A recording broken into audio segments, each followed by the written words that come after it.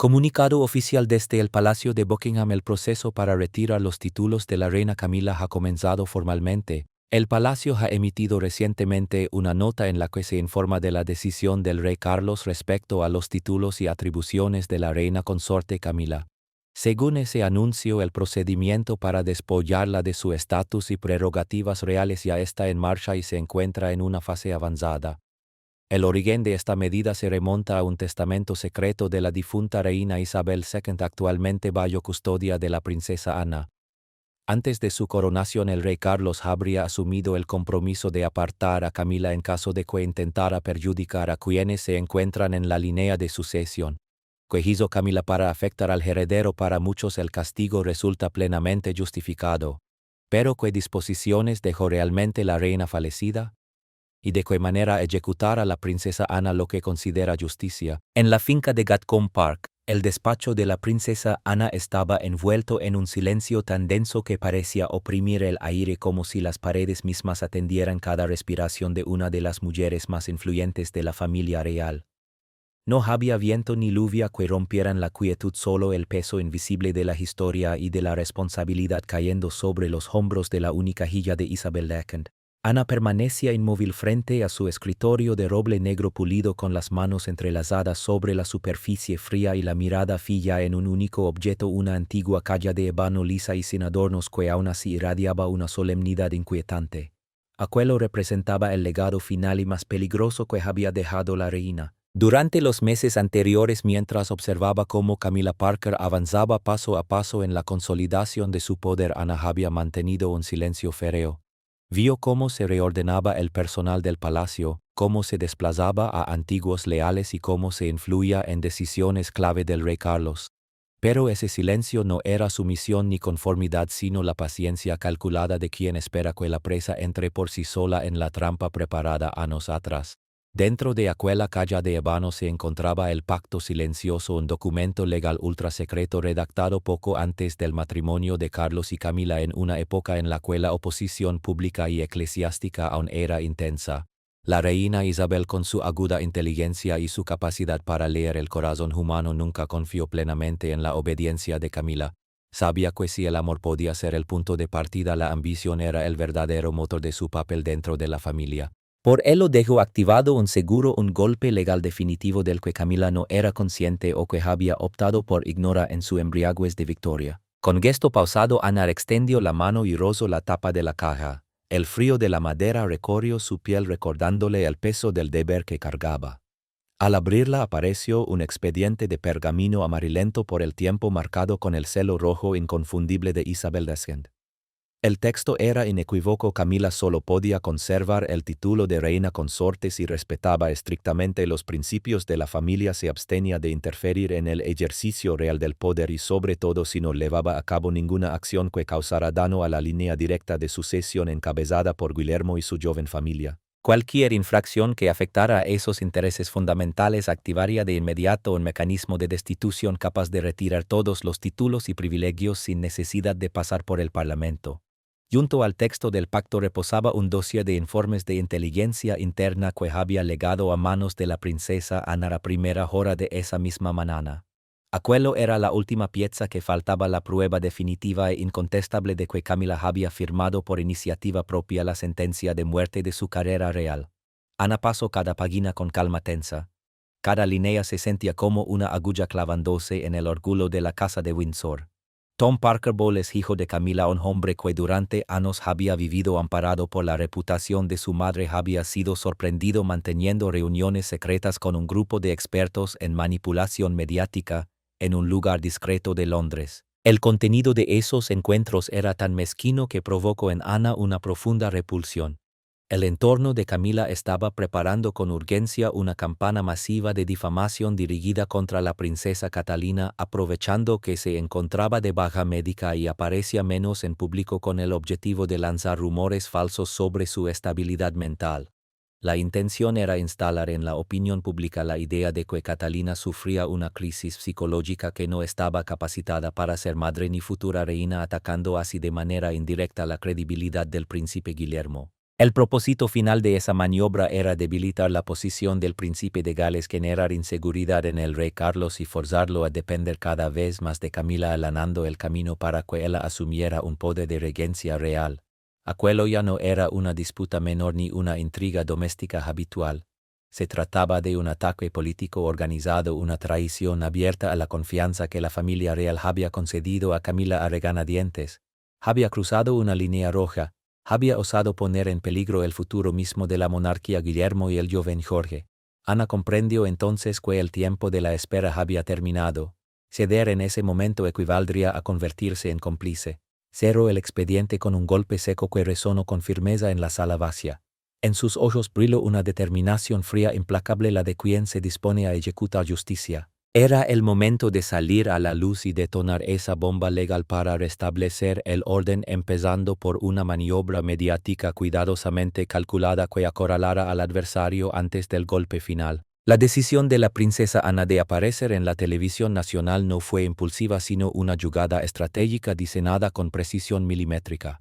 Eligió intervenir justo cuando los primeros rumores sobre Catalina comenzaban a circular en redes sociales, actuando como un ataque preventivo para sofocar el incendio antes de que se convirtiera en un fuego incontrolable.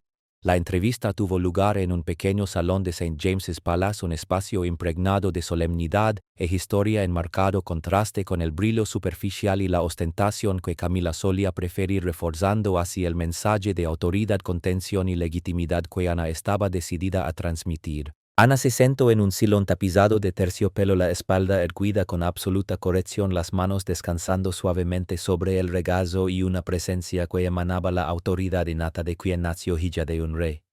No necesitaba vestidos deslumbrantes ni joyas costosas para afirmar su rango. Su mirada afilada y su voz firme, profunda y controlada bastaban como símbolos de poder. Cuando el presentador le preguntó por el futuro de la monarquía y el papel de sus miembros más destacados, Ana no dudó en lanzar un mensaje de acero envuelto en un lenguaje diplomático refinado pero cargado de una contundencia letal. Comenzó evocando el legado moral de la difunta reina Isabel, subrayando valores como la integridad, la lealtad y la obligación de anteponer siempre el interés nacional a cualquier ambición personal. Sin embargo, su tono se volvió más frío al abordar los posibles peligros. Fijó la vista directamente en la cámara como si atravesara la pantalla para mirar a Camila a los ojos y sentenció que la monarquía no es un espacio donde se toleren cálculos individuales, que su madre dio instrucciones inequívocas para salvaguardar la estabilidad de la dinastía y del heredero, y que cualquiera, sin excepción y sin importar cuán alto sea su cargo, que actúe contra esos principios esenciales y cause daño a la familia del heredero, afrontará consecuencias severas sin zonas intocables ni privilegios que los protejan. Aquella declaración provocó de inmediato una sacudida en la opinión pública y entre los observadores de la realeza. Aunque Ana no pronunció nombres, todos comprendieron que la advertencia apuntaba directamente a Clarence House. Era un aviso público, un ultimátum dirigido a Camila. Ana sabía lo que ocurría y tenía el poder para castigar. En palacio la reacción de Camila fue mucho más violenta y caótica de lo que cualquiera hubiera imaginado.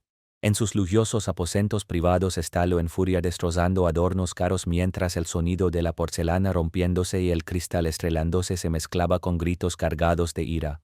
No era el remordimiento lo que la impulsaba, sino la indignación de sentirse desafiada. La soberbia alimentada por el poder y la indulgencia de Carlos la habían llevado a creerse intocable. Camila gritó órdenes a los asistentes que temblaban arrinconados, exigiendo que la comunicaran de inmediato con el rey. Quería que su esposo interviniera, que utilizara la autoridad del trono para silenciar a su arrogante hermana. Dominada por la paranoia, Camila despotricó, asegurando que Ana actuaba movida por los celos, que pretendía destruir la felicidad de su hermano porque no soportaba verla convertida en reina. No advirtió que esa reacción desmedida dejaba al descubierto la profunda inseguridad que la consumía. En lugar de detenerse a reflexionar, optó por escalar el conflicto. En secreto convocó a Tom Parker Bowles y al equipo de manipulación mediática, ordenándoles acelerar la campaña de difamación contra Catalina. Quería venganza, quería demostrar que seguía teniendo el control. Las instrucciones fueron crueles y directas: presentar a la princesa como una desequilibrada y exponer a Guillermo como un heredero débil e incapaz. Camila creyó que atacando con suficiente dureza la familia real se replegaría por miedo al escándalo. Pero cometió un error fatal al subestimar la ferocidad de Ana. Esa reacción frenética no consolidó su poder. Por el contrario, se convirtió en la prueba más clara que Ana necesitaba para cerrar el expediente legal que la conduciría al patíbulo político. La citación del rey Carlos a la princesa Ana se produjo en un ambiente de tensión asfixiante dentro de su despacho privado en el Palacio de Buckingham. El amplio salón cubierto de retratos al óleo de antiguos monarcas parecía acentuar la sensación de pequeñez y soledad que envolvía al rey. En ese instante Carlos caminaba de un lado a otro sin descanso, las manos entrelazadas a la espalda, el rostro marcado por arrugas de ansiedad y cansancio, consciente de que la tormenta que se avecinaba amenazaba con sacudir los cimientos mismos de la corona. La presión pública tras la entrevista de Ana, sumada a una noche interminable marcada por el llanto de Camila, sus amenazas veladas y una manipulación emocional constante, habían dejado a Carlos exhausto, con el ánimo completamente drenado. Cuando Ana entró en el despacho serena y distante, el estaló de inmediato. Se dio la vuelta bruscamente con la voz temblorosa, cargada de ira y de una impotencia que apenas podía disimular, y le reprochó que acababa de encender una guerra mediática dentro de su propia familia, que el mundo entero hablaba ahora de divisiones internas, que lo estaba humillando a él, humillando a la reina y danando la dignidad misma de la corona. Ana permaneció inmóvil, sosteniendo la mirada de su hermano sin pestañear. Frente a ella no veía a un monarca imponente, sino a un hombre debilitado, cegado por el apego emocional. Respondió con una voz firme y afilada como una joya: no estaba humillando a nadie. Dijo: la persona que estaba manchando el honor de la casa de Windsor era precisamente la esposa que él se empeñaba en proteger. Había hablado no para provocar una guerra, sino para evitar una catástrofe, para salvarlo de su propia ceguera. Carlos golpeó el escritorio con fuerza, haciendo volar los papeles. Ceguera, replicó furioso, acusándola de llamar ciego a su amor y a su tolerancia. Defendió a Camila como su esposa y como reina, insistiendo en que había soportado demasiada frialdad e injusticia, y preguntó por qué nadie podía dejarla en paz, porque insistían en remover el pasado y tejer conspiraciones que según él no existían. Ana esbozó una sonrisa leve amarga ante la ingenuidad de su hermano. Le preguntó si de verdad creía que los ataques recientes contra Catalina en la prensa eran simples coincidencias, si pensaba que los rumores sobre una supuesta infidelidad de Guillermo o sobre la salud mental de Kate habían nacido espontáneamente del periodismo. Le recordó que aunque fuera rey, estaba permitiendo que el miedo a la soledad dominara su razón, que estaba albergando una serpiente venenosa en su propia casa solo porque le susurraba palabras dulces al oído. Carlos se quedó paralizado, evitando la mirada penetrante de Ana. En el fondo él también sospechaba. No era un ingenuo, conocía la ambición de Camila y los cálculos de su hijo, pero temía enfrentarse a esa verdad desnuda. Admitir que Camila actuaba como una vilana significaba aceptar que había estado equivocado durante toda su vida al luchar por ella. Camila había construido con habilidad un mundo en el que solo él, los dos parecían enfrentarse al resto, creando en Carlos una dependencia emocional casi patológica. Ana dio un paso al frente y bajó la voz, pero cada palabra pesaba más que la anterior. Le pidió que despertara, que recordara que estaba permitiendo que una mujer ambiciosa controlara el trono y el destino de la nación. Le recordó que su madre lo había previsto y le preguntó si aún recordaba el pacto que había firmado o si el enamoramiento le había hecho olvidar el juramento pronunciado ante el féretro de su madre. El rostro de Carlos palideció al oír la mención de aquel pacto. Intentó aferrarse al último resto de autoridad como rey y como hermano mayor, ordenándole que no volviera a mencionarlo, exigiendo que se detuviera de inmediato y que ofreciera una disculpa pública a Camila para corregir sus palabras. Dijo que quería paz, que deseaba a la familia unida. Ana respondió con determinación absoluta que la unidad no podía construirse sobre mentiras ni traiciones. Declaró que no pediría disculpas ni se detendría, y que si él no era capaz de actuar como padre protegiendo a su nuera, como abuelo cuidando a sus nietos y como rey defendiendo al heredero, entonces él alojaría por él. No debía culparla por su dureza a nadie, porque había sido su debilidad y su cobardía lo que la había obligado a actuar. Luego se dio la vuelta y salió del despacho, dejando a Carlos solo en aquel espacio inmenso, envuelto en un silencio frío y aterrador. Una sensación de temor comenzó a instalarse en su pecho. Carlos conocía bien el carácter de Ana, era una mujer que cumplía su palabra. Si se mostraba así de implacable, significaba que tenía en sus manos un arma devastadora, una sentencia de la que él ya no podría escapar. 2 días después de aquel enfrentamiento tenso, la princesa Ana regresó al despacho del rey, pero esta vez no lo hizo para discutir ni para persuadir. Regresó para dictar sentencia. La acompañaban Sir Edward Young, el secretario privado más leal de la difunta reina, y 2 abogados reales de alto rango con expresiones tan severas como las de jueces. Aquella entrada abrupta y solemne volvió el ambiente del despacho denso, casi irrespirable. Carlos estaba sentado tras su escritorio, aparentando haber envejecido una década en apenas unos días. Al verlos entrar comprendió que el momento decisivo había llegado. Sin intercambiar cortesías, Ana se acercó directamente al escritorio y dejó caer con fuerza 2 voluminosos expedientes sobre la madera pulida. El golpe resonó seco, rompiendo el silencio mortal de la sala. Ana apoyó las manos sobre los archivos y miró a su hermano con una determinación inquebrantable. El tiempo se había acabado, dijo. Era hora de enfrentar la verdad, por dolorosa que fuera. Con una voz fría y cortante abrió el primer expediente. Todo aquello era el resultado de una investigación secreta pero extremadamente minuciosa, llevada a cabo por el equipo de inteligencia más leal de Ana. Con gesto firme fue pasando las páginas y señaló cada prueba con precisión quirúrgica. Le pidió a Carlos que mirara con atención, aclarando que no se trataba de simples rumores de la prensa, sino de grabaciones reales en las que Tom Parker Bies aparecía llamando a editores de tabloides para negociar el precio de cada campaña difamatoria. A continuación mostró extractos bancarios que revelaban transferencias de dinero desde cuentas opacas vinculadas a Camila hacia empresas de medios corruptos. Finalmente abrió la última página, donde se veían correos electrónicos directos enviados desde una dirección IP personal de Clarence House con instrucciones crueles y explícitas. No era solo una esposa ambiciosa, afirmó Ana con un tono cargado de desprecio, era una saboteadora. Estaba atacando activamente al heredero, intentando destruir la reputación de Kate y empujar a William al colapso psicológico para despejar su propio camino hacia el poder. Estaba dispuesta a sacrificar la estabilidad de la dinastía con tal de alimentar su propia megalomania, algo que según las leyes ancestrales de la corona equivalía a un acto de traición. Carlos tomó los documentos con manos temblorosas, recorriendo las cifras, los textos y las pruebas con una mirada incrédula. La verdad quedaba expuesta de forma brutal, sin escapatoria. La mujer a la que había amado profundamente, a la que siempre había visto como una víctima de la opinión pública, era en realidad la mente detrás de los ataques más bajos contra su nuera y su propio hijo. Sintió una presión asfixiante en el pecho, como si el aire le faltara. Entonces Ana apoyó la mano sobre el segundo expediente, aquel que elevaba el celo rojo de la reina Isabel. Le explicó que ese documento era la herramienta definitiva para poner fin a todo. Al abrir el pacto familiar original, recordó que su madre había previsto este escenario.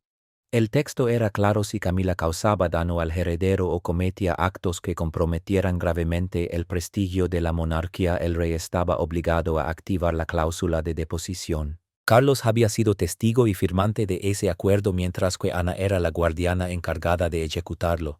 Ella deslizó el documento hacia él, señalando su firma de años atrás, y le expuso sus 2 únicas opciones: ejecutar el pacto por sí mismo, firmar la orden para retirarle los derechos y resolverlo todo de forma interna, conservando al menos un resto de dignidad, o permitir que ella hiciera públicas todas las pruebas del complot contra sus hijos y nietos, revelando al mundo el verdadero rostro de la mujer que tenía a su lado, con el riesgo de que su reinado quedara sepultado bajo el desprecio de la historia. Carlos permaneció inmóvil en su asiento, con sudor frío pelando su frente. Sabía que Ana no lanzaba amenazas vacías. Para ella el honor de la familia y la seguridad del trono estaban por encima de cualquier afecto fraternal. La balanza de la justicia estaba frente a él y no tenía escapatoria. Se veía forzado a tomar la decisión más dolorosa de su vida: extirpar el tumor maligno que representaba la mujer que amaba, o permitir que siguiera creciendo hasta destruir por completo la dinastía. Justo cuando la tensión alcanzaba su punto máximo, las puertas dobles se abrieron de golpe y Camila irrumpió sin ser anunciada. Alertada por sus informantes sobre la presencia de Ana y del equipo legal, había acudido de inmediato con el rostro crispado y una furia apenas contenida. Avanzó hacia el escritorio, dispuesta a imponerse con su habitual estridencia, exigiendo saber que luego se estaba jugando al y ordenando a Carlos que expulsara a todos, recordando a gritos que ella era la reina y que no permitiría ser interrogada en su propia casa. Sin embargo, se detuvo en seco al ver el rostro pálido y bajo de su esposo, y sobre todo al clavar la mirada en los 2 expedientes que dominaban el escritorio. Un silencio denso y aterrador cayó sobre la estancia, haciendo audible incluso su respiración agitada. En ese instante Camila comprendió que un peligro mortal se cernía sobre ella. Carlos levantó la cabeza con lentitud. En su mirada ya no quedaba rastro de la fascinación ni de la paciencia de antes. En su lugar había dolor, decepción y una especie de horror silencioso. Atrapado por las pruebas irrefutables presentadas por Ana, se vio obligado a enfrentar una realidad que había evitado durante años. Con las manos temblorosas deslizó el expediente del pacto familiar hacia Camila. Léelo, dijo con la voz rota. Mira lo que firmamos. Camila, desconfiada, tomó el documento y pasó las páginas embellecidas. De pronto sus ojos se abrieron de par en par al reconocer el contenido detallado de las cláusulas. Allí estaba su firma junto a la de Carlos y la de la reina Isabel.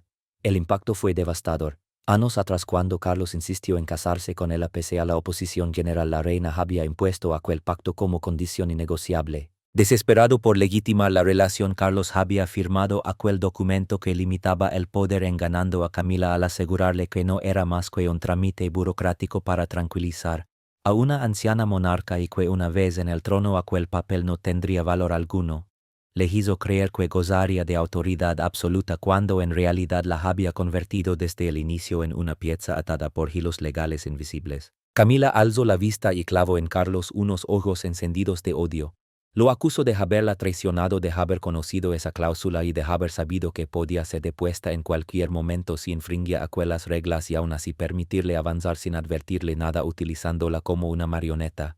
Carlos bajó la cabeza, incapaz de responder. Su cobardía y egoísmo del pasado se habían transformado en la condena del presente. Camila estalló en un grito histérico y lanzó el expediente contra él, no por el dolor de un amor roto, sino por la furia de comprender que había sido atrapada. Creyó que era él quien manejaba el luego, quien dominaba a Carlos, pero descubrió que a través de su debilidad él la había colocado en la posición más peligrosa posible. Gritó que era la reina y que no podían hacerle aquello, avanzando hacia Ana para intentar arrebatarle las pruebas del complot contra Kate, calificándolas de falsas. Sin embargo, Sir Edward y los abogados se interpusieron de inmediato, formando un muro humano que le impidió avanzar. Ana permaneció detrás de ellos, observando a su cunada con una frialdad absoluta, sin rastro de compasión, contemplando el derrumbe total de alguien cuya ambición había devorado su conciencia.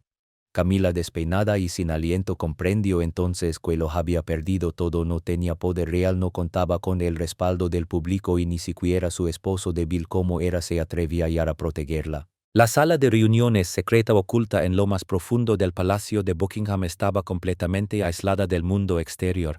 Era el lugar donde el destino de una reina se decidía con la dureza implacable de la ley real. No había cámaras ni multitudes, solo el roce del papel y la respiración pesada de los presentes. Ana ocupaba la cabecera de la mesa, controlando cada detalle. Frente a ella estaba Carlos, completamente abatido, y a su lado Camila, que parecía un cuerpo sin vida, con el rostro vacío y la mirada perdida, desprovista del fuego agresivo que había mostrado minutos antes. Ana colocó sobre la mesa un documento preparado con antelación, cuyo título dejaba clara su finalidad: hoja de ruta para la retirada del poder y la restricción de privilegios reales.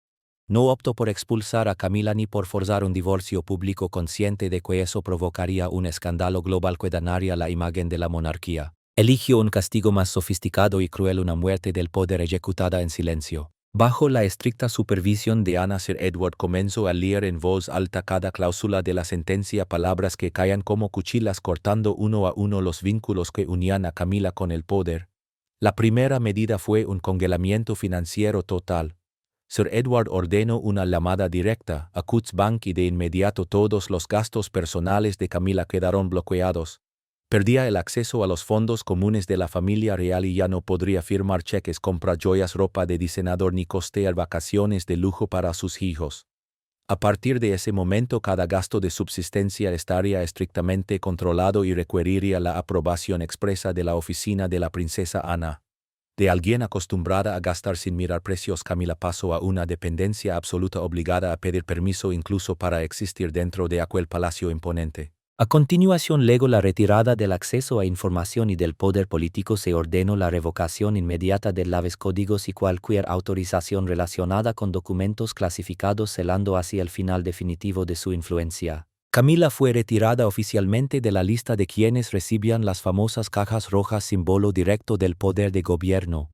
Más grave aún, perdió su condición de consejera de Estado. A partir de ese momento, si Carlos enfermaba, quedaba incapacitado o se ausentaba del país, la autoridad de regencia pasaría automáticamente a Guillermo y a Ana, saltándose por completo a Camila. De un solo golpe quedó políticamente ciega y sorda, aislada del flujo real del poder, sin acceso alguno a las decisiones que marcaban el destino de la nación. La sanción psicológicamente más devastadora legó después una purga radical de personal.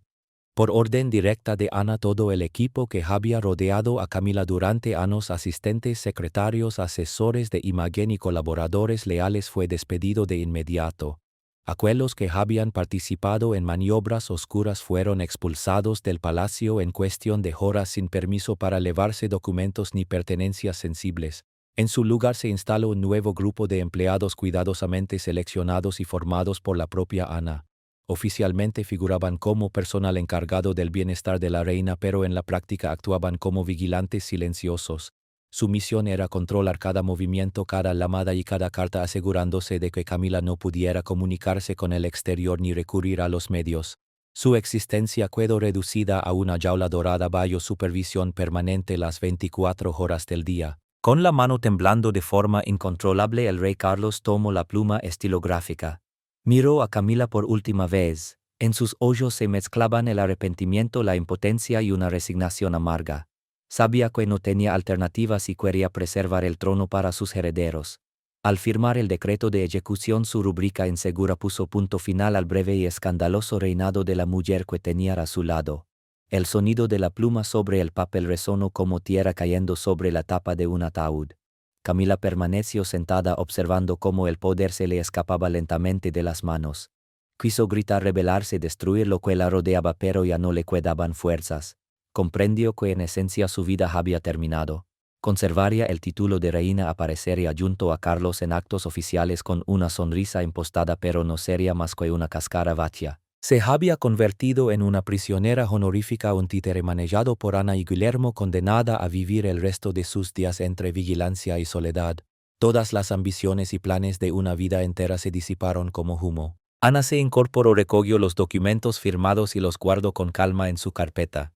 Lanzó a su cunada una última mirada fría, firme y cargada de autoridad. Ese es el precio por haber cruzado esta línea, Camila. Vive el resto de tu vida en silencio y arrepentimiento. Luego abandonó la sala de reuniones.